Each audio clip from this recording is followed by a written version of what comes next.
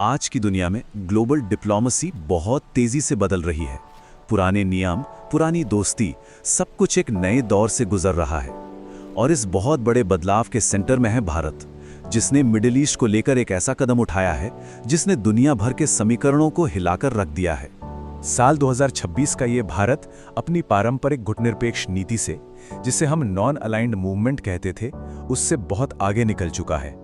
अब इसकी विदेश नीति सिद्धांतों से ज्यादा देश के हितों पर फोकस्ड है, एक मुखर और असरदार विदेश नीति। और यही आज का हमारा सबसे बड़ा सवाल है। आखिर भारत ने ईरान जैसे अपने पुराने और ऐतिहासिक साथी के बजाय यूएई, बहरीन और ओमान जैसे खाड़ी देशों का साथ देने का ये चौंकाने वाला फैसला क्यों किया? चलिए इस नई हकीकत को परत दर परत समझते हैं। देखिए, भारत का ये कदम कोई अचानक लिया गया फैसला नहीं है, बल्कि ये ईरान और इजराइल के बीच जो तनाव बढ़ रहा है उस पर एक बहुत ही सोची समझी प्रतिक्रिया है। एक तरह से ये अपने खाड़ी पार्टनर्स के लिए एक रणनीतिक सुरक्षा कवच बनाने की कोशिश है। तो यहाँ जो बदलाव है वो बहुत बुनियादी है। जहाँ पहले भारत की नीति दुनिया की बड़ी शक्तियों से बराबर की दूरी बनाए रखने की थी, वहीं आज की भारत प्रथम नीति राष्ट्रीय हितों को सबसे ऊपर रखती है। मतलब ये नीति पुरानी दोस्ती से ज्यादा भविष्य के फायदों और रणनीतिक जरूरतों को देखकर चलती है।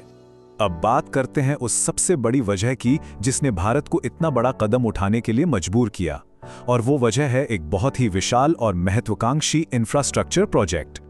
इसका नाम है आईमेक, यानी India middle east Europe economic corridor. इसे सिर्फ एक सड़क या रेल लाइन समझना भूल होगी। ये असल में भारत को दुनिया की टॉप 3 अर्थव्यवस्थाओं में से एक बनाने का हाईवे है। एक ऐसा कॉरिडोर जो भारत को सीधे यूरोप से जोड़ेगा। और इस सपने पर खरबों डॉलर का दांव लगा है। कोई भी क्षेत्रीय संघर्ष, खासतौर पर खाड़ी देशों में, भारत के इस सबसे बड़े प्रोजेक्ट के लिए एक सीधा खतरा है। जाहिर है, भारत कभी नहीं चाहेगा कि उसका ये सपना किसी भी जंग की आग में जल जाए। आईएमएफ का जो तरीका है वो इसे चीन की बेल्ट एंड रोड पहल से बिल्कुल अलग बनाता है। जहां चीन पर अक्सर देशों को कर्ज के जाल में फंसाने के आरोप लगते रहे हैं, वहीं भारत का आईएमएफ मॉडल पार्टनरशिप और आपसी विकास पर आधारित है।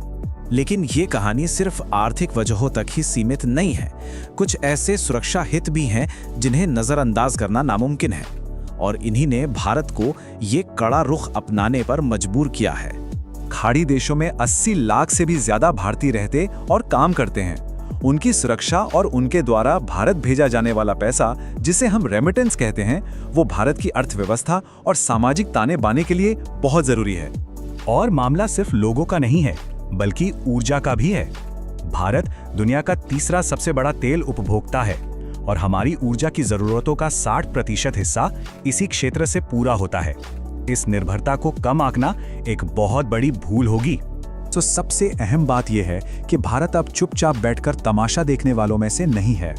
पुरानी इंतजार करो और देखो की नीति को छोड़कर अब एक्टिव डिफेंस यानी सक्रिय रक्षा की नीति अपनाई गई है। भारत अपने समुद्री और आर्थिक हितों की रक्षा के लिए युद्धपोत तैनात करने जैसे सक्रिय कदम उठा रहा है। ये जो नीतिगत बदलाव है, ये भारत की ग्लोबल भूमिका में एक बड़े ट्रांसफॉर्मेशन का भी संकेत है। भारत अब सिर्फ सुरक्षा का खरीदार नहीं, बल्कि एक सुरक्षा प्रदाता यानी सिक्योरिटी प्रोवाइडर बनने की तरफ बढ़ रहा है। भारत के इस रणनीतिक विकास को देखिए। एक वक्त था जब हम दुनिया के सबसे बड़े हथियार खरीदारों में से थे। आज भारत एक स्ट्रैटेजिक डिफेंस पार्टनर है, और अब तो ओमान जैसे सहयोगी देशों को ब्रह्मोस मिसाइलों जैसी भारतीय रक्षा प्रणालियों से लैस करने की तैयारी कर रहा है।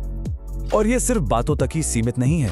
ओमान के दुकुम बंदरगाह पर भारतीय नौसेना की मौजूदगी, खाड़ी देशों के साथ डिफेंस इकोसिस्टम बनाना, और इजराइल, यूएई और ईरान तीनों के साथ एक साथ बात कर पाने की अनोखी क्षमता, ये सब इस क्षेत्र में भारत की बढ़ती हार्ड पावर का सीधा सबूत है।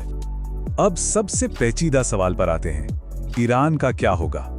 भारत अपने इस पुराने दोस्त के साथ रिश्तों को संभालने के लिए आखिर कौन सी जटिल रणनीति अपना रहा है?